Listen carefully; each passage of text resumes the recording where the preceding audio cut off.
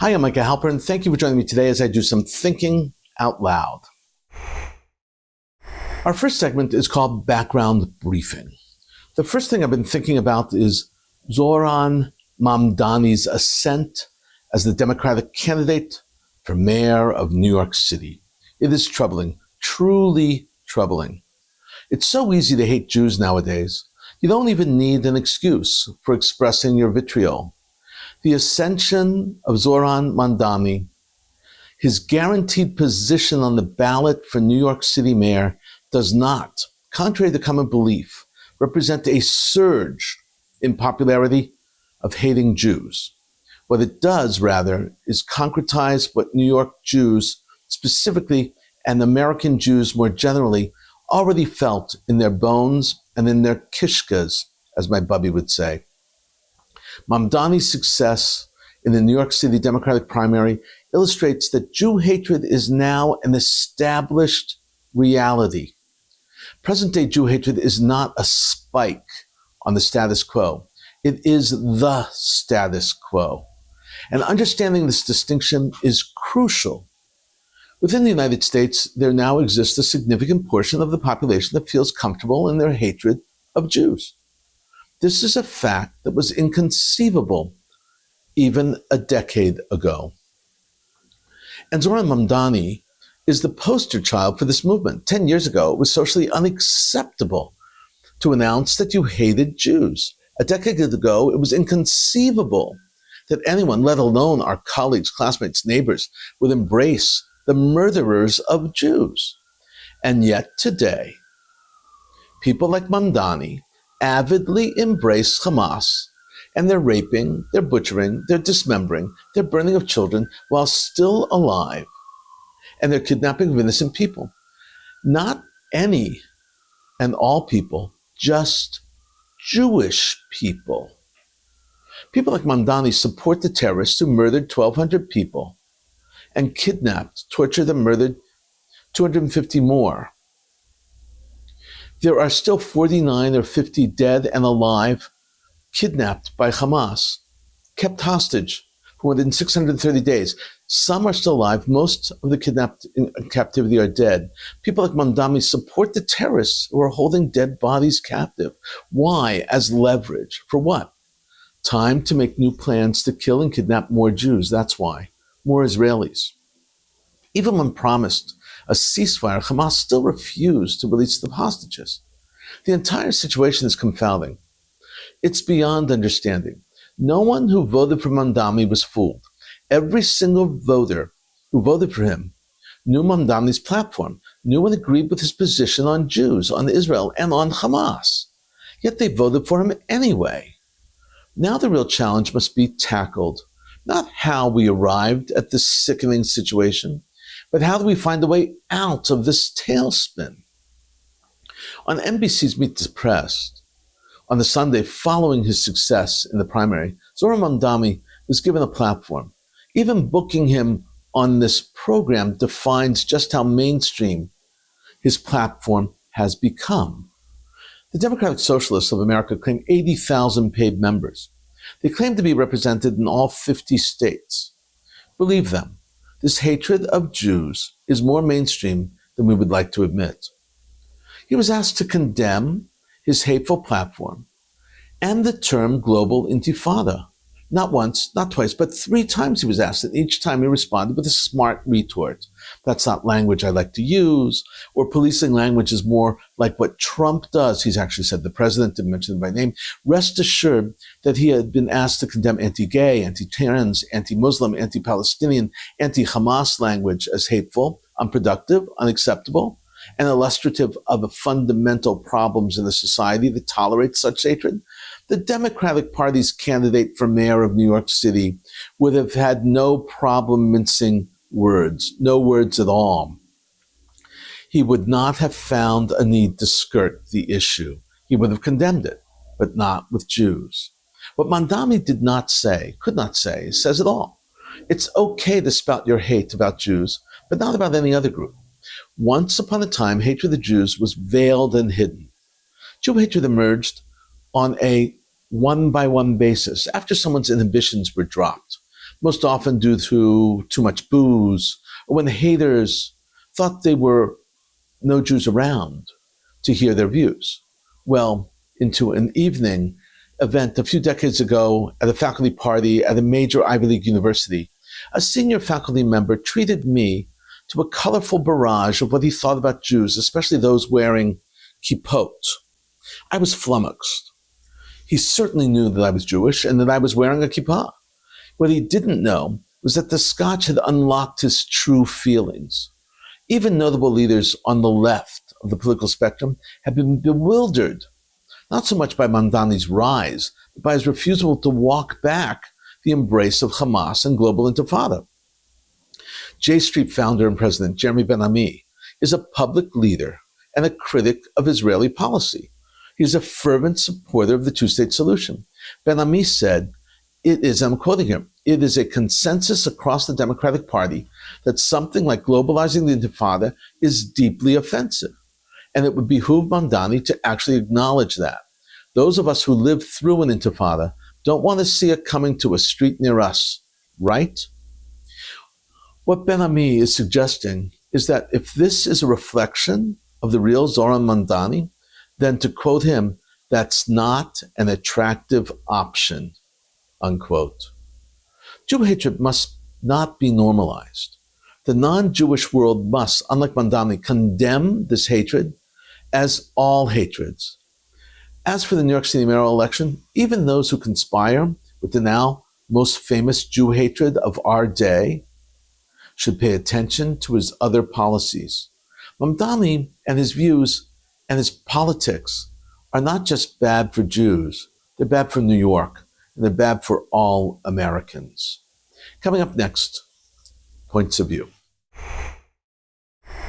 Both of these columns are from Ynet, and they are penned by two of my favorite thinkers, Ben-Dror Yamini and Ran Ben Ishai.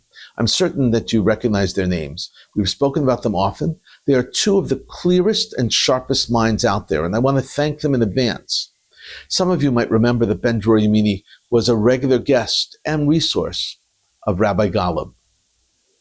This first column was published in Ynet on June 26, 2025, and is by Ben-Dror Yamini. It's entitled, "Wokeism is the Greatest Danger to the American Right." Subtitled, Opinion: "The myth that Israel pushed the U.S. to strike Iran fuels anti-Semitic narratives on both left and right, dangerously reinforcing conspiracy theories of Jewish influence over American foreign policy." This is how he begins. Too many voices in Israel, including some official ones, have proudly claimed that Israel persuaded the U.S.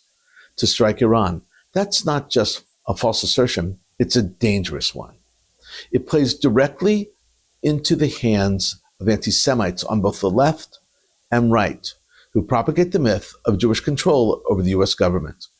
In reality, the U.S. attacked Iran based on its own interests.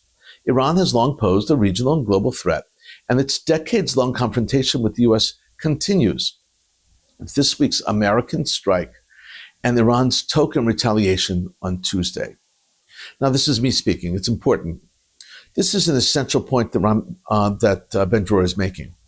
It also is essential in understanding how the U.S. makes its decisions. Trump is primarily interested in the impact it has on the U.S. Repeat, impact on the U.S. The fact that it is also good for Israel is secondary for Trump. Ben-Dror now shows that it is the right wing, even more than the left wing, that has to be monitored because of their anti-Israel perspective.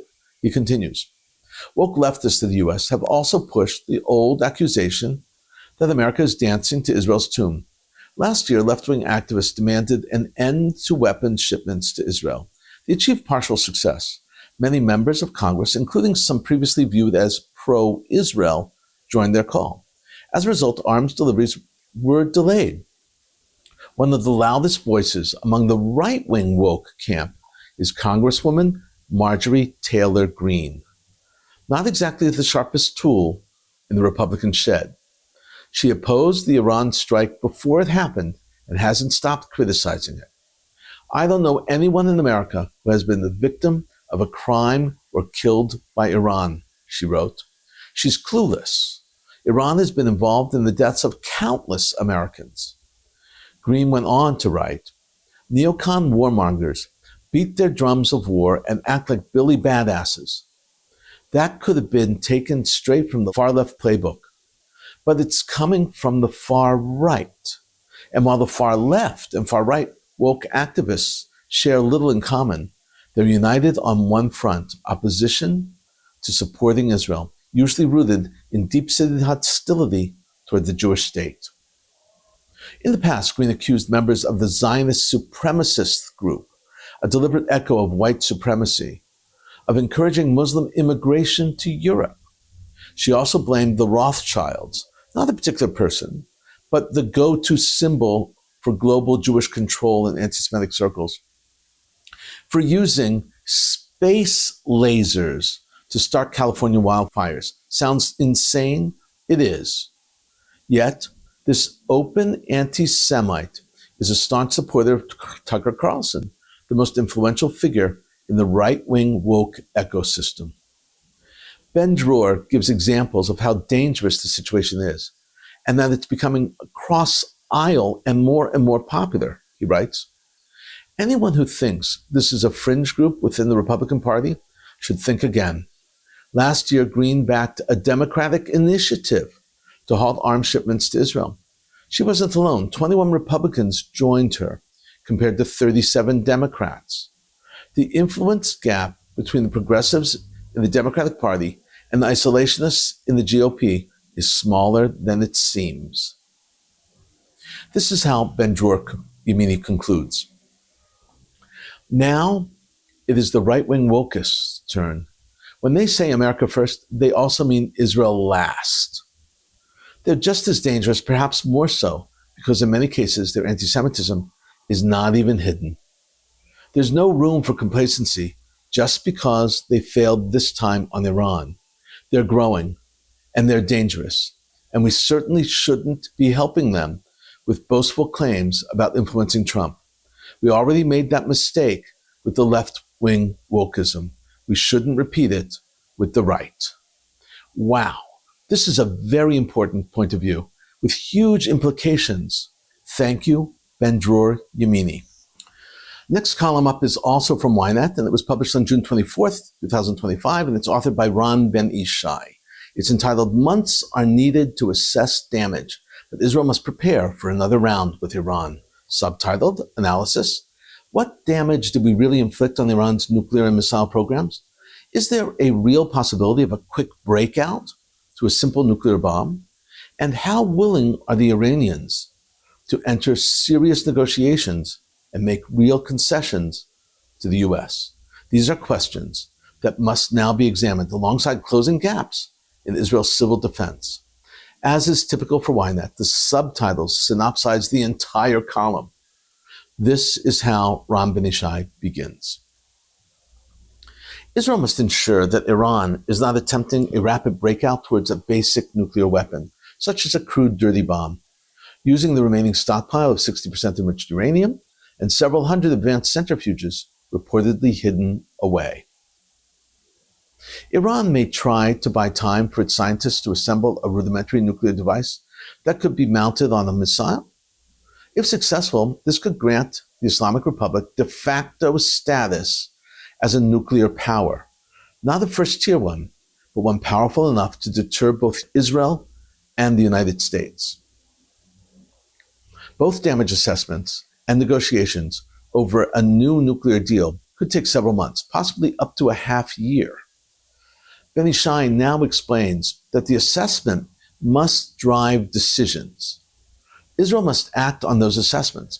If Iran is rebuilding and capable of rebuilding, Israel must act quickly to discourage and destroy them. Ben-Ishai continues, another urgent priority is the ending of the war in Gaza and securing the return of the hostages. Failing to bring them home would severely damage Israel's national resilience.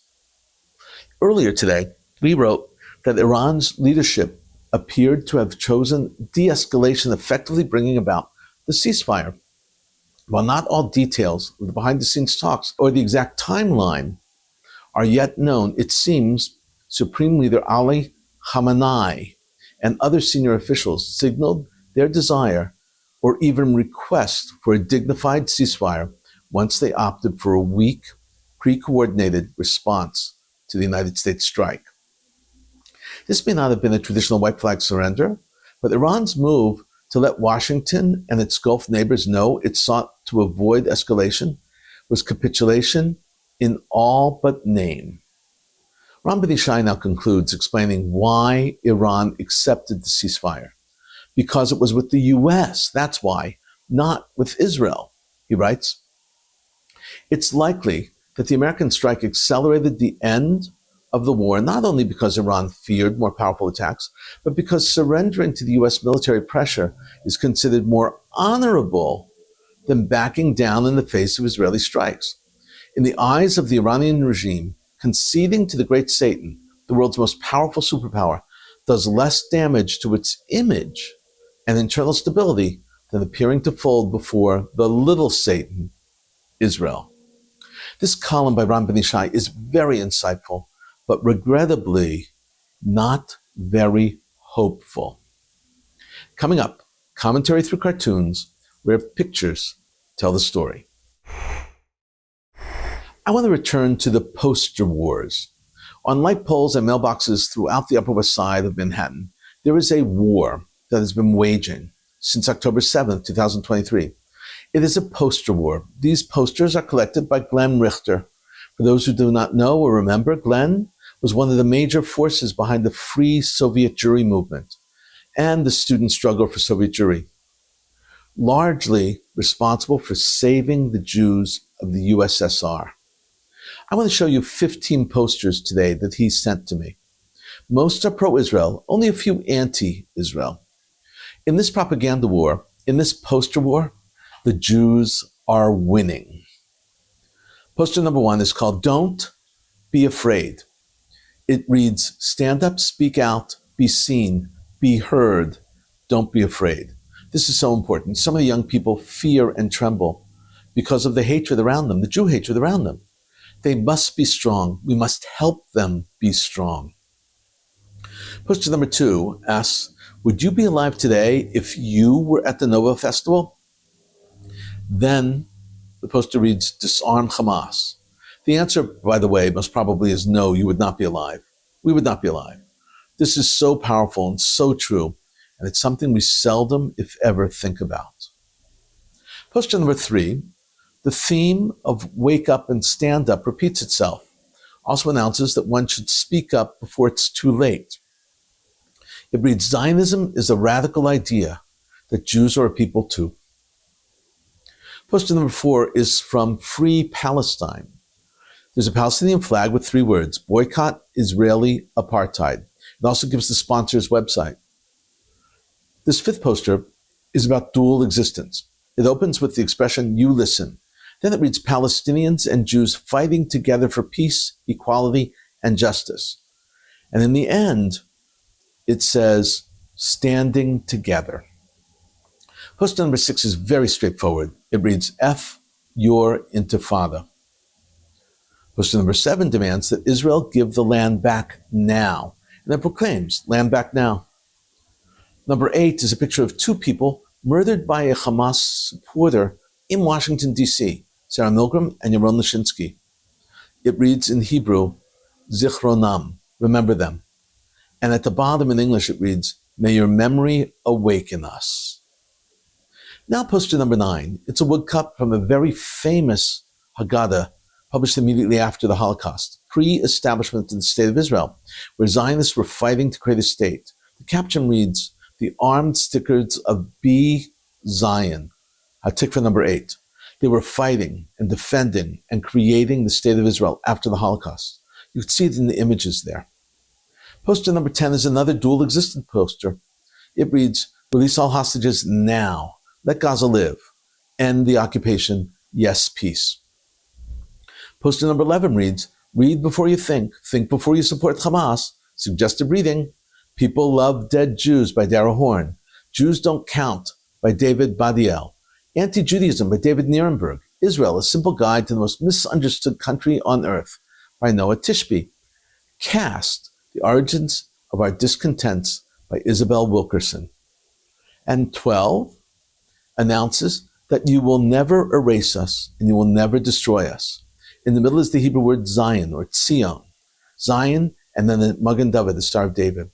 Poster number 13 is in Yiddish. It also has Zion. It's by Zion. It reads, Mir Wellen sein mein Eiberleben. We will outlive you, it says. Number 14 addresses New York City mayoral election. It reads, Zionists against Zohran. Mamdani is the Democratic candidate for mayor of New York City. He's a rabid Jew hatred. And this final poster is very funny. It reads, for centuries they told us to go back where we came from. So we did. In a moment, more of my own perspective and a few predictions. About 100 anti-Israeli protesters demonstrated outside Eyal Shani's Miznon restaurant in Melbourne. That's in Australia, against the war in the Gaza Strip. And due to the involvement of the restaurant chain's CEO, Shachar Siegel, in the Gaza Humanitarian Fund, the protesters broke windows at the restaurant and they were removed by police. Australian police, in another incident, arrested a 34-year-old Sydney resident suspected of setting fire to a synagogue in Melbourne. He allegedly poured flammable liquid at the main entrance of the synagogue, set it on fire, and then fled the scene on foot. About 20 people who were inside managed to escape through the back door. The International Atomic Energy Agency, the IAEA, has withdrawn all of its inspectors from Iran due to security concerns. This was reported by the Wall Street Journal, which added that the decision indicates the deteriorating relations between Tehran and the agency. Recently, Iranian President Masoud Pezeshkian gave final approval required for the law suspending cooperation with the IAEA. Israel's Foreign Minister Gidon Sar informed Ukrainian ambassador to Israel, Yevgeny Kornikov, that Jerusalem will supply water systems to be installed in eastern Ukraine. The systems will be delivered to areas where the infrastructure has been damaged by Russian bombings, which have left local populations suffering with water shortages. Saudi Foreign Minister Faisal bin Farhan addressed the possibility of normalization with Israel during his visit to Moscow, saying that at this stage, Riyadh's priority is to achieve an agreement that would lead to a permanent ceasefire in the Gaza Strip. Hamas sources told London-based Arabic language newspaper and media Al-Sharq al-Aswat that the new development leading to terrorist organization to regulate humanitarian aid and establish a clear mechanism for the IDF forces to withdraw from the Gaza Strip is essential. Additionally, it said that it was reported that Hamas understands that they will need to address Israel's three main demands: removing Hamas from power, disarming Hamas, and relocating those responsible for the October 7th attack outside the Strip. The sources noted that Hamas has shown willingness to address the weapons issue and will agree to a symbolic and temporary reduction of some of its senior officials in Gaza. U.S. Secretary of State Marco Rubio spoke on the phone with Syria's Foreign Minister Assad al-Shibani and committed to consider taking additional steps to remove both the U.S. and UN terrorism designations regarding Syria. State Department spokesperson Tammy Bruce announced that this was happening.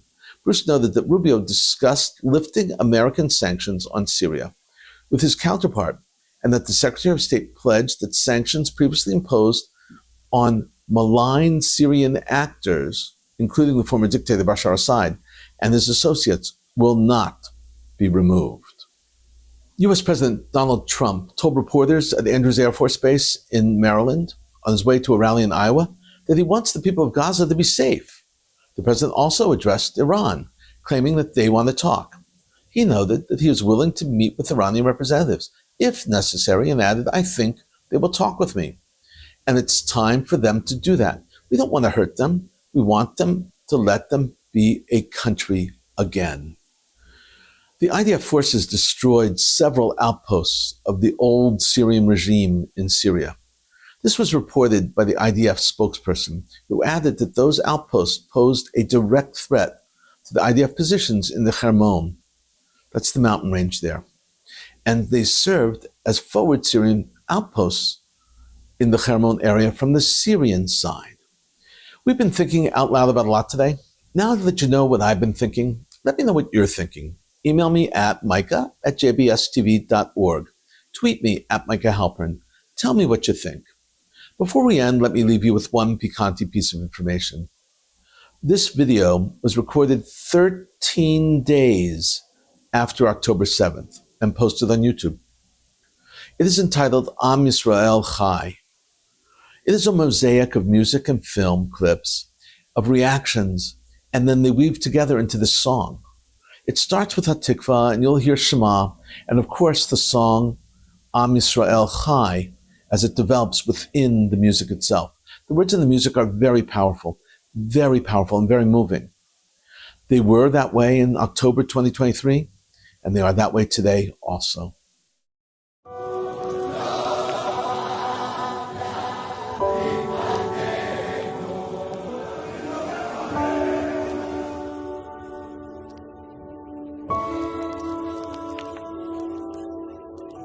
ללא מילים, ללא תחושות, אין מנוס ממחשבות.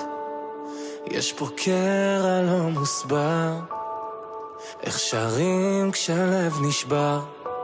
אני פה מול החדשות, לא מעכל את הדמעות. אם אנחנו עם נבחר, איך נחרד גורל אכזר.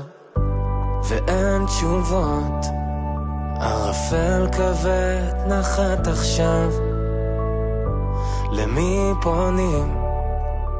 הנשמה פצועה בקרב. שמע ישראל אומרים יחדיו.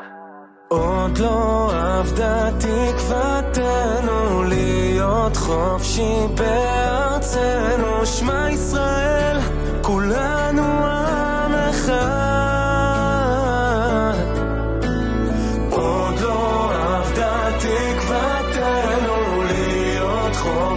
בארצנו, שמע ישראל, כולנו עם אחד. אי אפשר לתאר במילים את הזוועות, הנפש פצועה, רק רצינו לרקוד, לא רוצים עוד לראות אמהות שבוכות. מה כבר ביקשנו בשקט לחיות? אין לנו ארץ אחרת, גם אם האדמה פה בוערת. אז די לפילוג, די לשנאה, מסתכלים עלינו, מנצלים את החולשה. זה הזמן לאהוב, להפיץ את התקווה, להרים את הראש, לחייך חזרה, כי כולנו אחים לא רק במלחמה. עם ישראל זה אותה משפחה, אנחנו ננצח, אין פה ספקות. בהיסטוריה ניצחנו בכל הקרבות, כל השונאים יאללה ביי. עם ישראל חי.